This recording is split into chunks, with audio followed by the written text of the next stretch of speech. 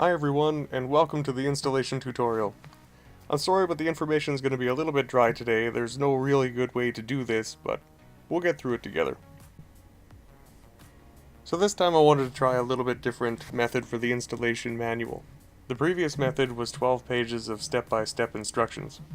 I realize that this can be quite cumbersome to follow along with, so I hope this method works a little bit better for everyone. I still want it to be thorough, so I do apologize for some repetitive instructions throughout the video. This is my first attempt at a video like this, so please don't judge me too hard. But let's begin. This is a diagram of the sequential taillight module. On the left is the input side, and on the right is the output side. This diagram will represent the taillight housing.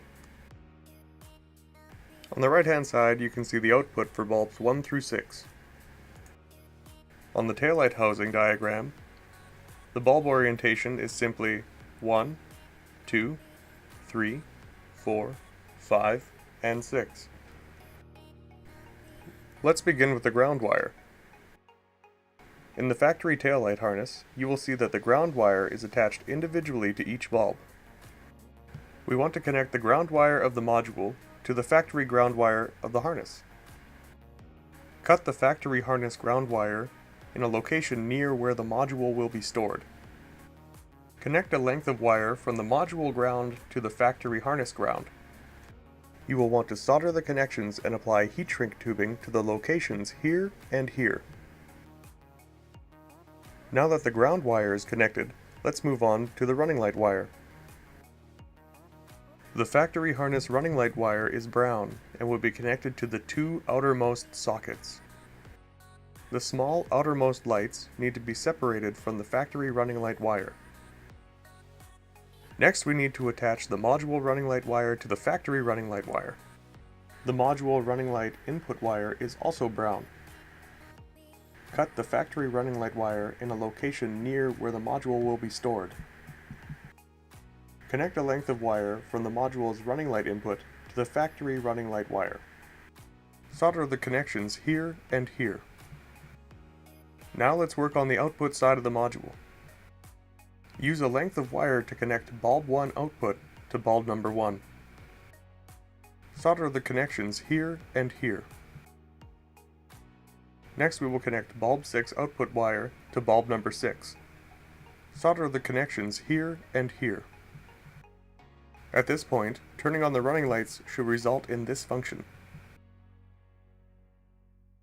Next, let's look at the left turn signal light. The factory left signal light wire is yellow. Cut the factory left turn wire and attach the live side to the left turn input of the module. Solder the connections here and here. Connect bulb 3 output to bulb 3 and solder the connections. Next is the brake wire. The factory brake wire is blue. We need to disconnect bulbs 2 and 5 from each other and from the harness.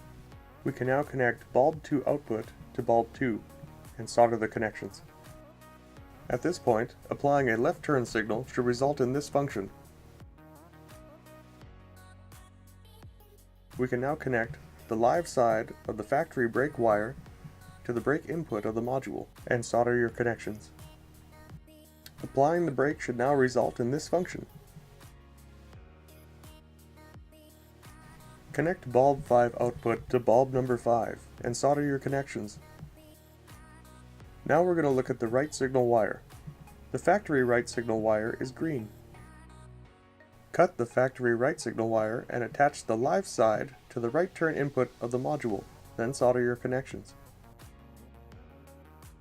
Finally, connect bulb 4 output to bulb 4, then solder your connections. Applying a right signal should result in this function.